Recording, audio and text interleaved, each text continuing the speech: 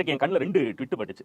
வட இந்தியர்கள், அதாவது முதல்ல ஒரு செய்தி, சவுத் ஆப்பிரிக்காவுடைய அன்எம்ப்ளாய்மெண்ட் ரேஷியோ 32.9% உயர்ந்திருக்கிறது. அன்அபிஷியலா அன்எம்ப்ளாய்மெண்ட் ரேஷியோ வந்து 50% தாண்டி விட்டது. 150 பேர் வந்து வேலை இல்லாமல் இருக்கிறார்கள். கம்பெனிகள் வந்து அங்க 30% பிளாக் ஓனர்ஷிப் இருந்தா தான் ஆபரேட் பண்ண முடியுங்கிற நிலைமை இருக்கிறது.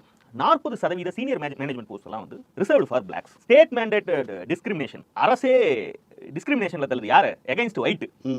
Massive state mandated discrimination against white in all form of various reservations and restrictions. South Africa என்பது இந்தியா ஆன் ஸ்டெராய்ட்ஸ் ரிசர்வேஷன் விஷயத்துல. இந்தியாவுடைய ரிசர்வேஷனை ஸ்டெராய்டு போட்ட லெவலுக்கு சவுத் ஆப்பிரிக்கா போயிட்டு இருக்கு. இது அழிவுக்கான அறிகுறி அப்படின்னு நம்மூர் இடபிள்யூஎஸ் ஆசாமிகள்லாம் கதற தொடங்கி இருக்கிறாரு. அது இன்னொருத்தர் ஒரு கேள்வி கேட்டிருக்கான், உலகத்துல ஏதாவது ஒரு இடத்துல ரிசர்வேஷன் ஒர்க் அவுட் ஆயிருக்கா? எந்த நாட்டிலாவது இதனால வந்து உருப்படியான விஷயம் நடந்திருக்கா? மீடியாக்கர் ரிசல்ட்ஸ் தான் வந்து கிடைக்குது. அதுக்கப்புறம் டிசாஸ்டர்ல கொண்டு போய் அந்த நாடுகளை தள்ளுகிறது அப்படின்னு எங்க தள்ளுச்சான் அவங்க சொல்றாங்க. எங்கடா தள்ளுச்சு?